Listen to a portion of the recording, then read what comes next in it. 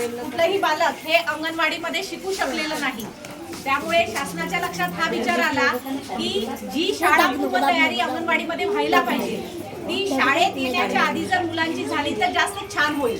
आणि म्हणून या शाळा पूर्व तयारीचं आयोजन आपल्या जिल्हा परिषद प्राथमिक शाळेमध्ये करण्यात आलं आहे।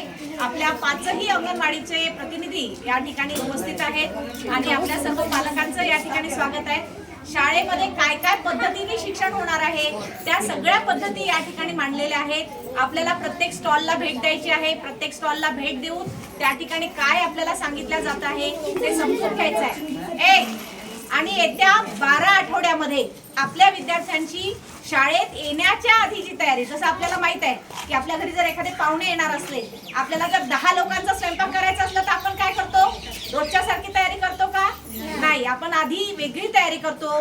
पहिले काय भाजी करायची आहे, मग किती लागणार आहे 10 जणांसाठी आहे ना, ही सगळी तयारी आधी करतो। दळण जर नसेल तर पहिले दळून आणतो।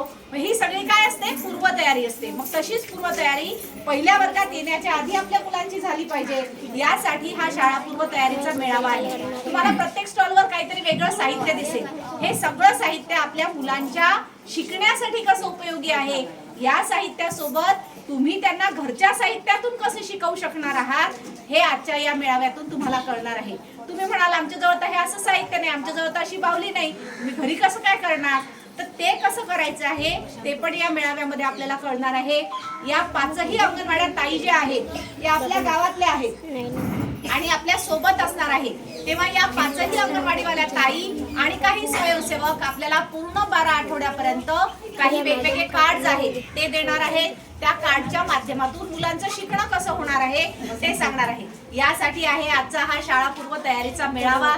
आणि आजच्या या कार्यक्रमाच्या खऱ्या हिरोईन कोण आहेत? तर हे बालक आहेत। खऱ्या तुम्ही पालक आहात। त्यामुळे आजचा हा मेळावा संपूर्ण हा फक्त तुमच्यासाठी आहे। त्यामुळे तुम्हीही आनंद घ्या आणि आपल्या मुलांचाही आनंद या ठिकाणी समजून घ्या। एक सेल्फी पॉइंट आम्ही तयार केलेला आहे, तिथे फोटो काढून घ्यायला विसरू नका।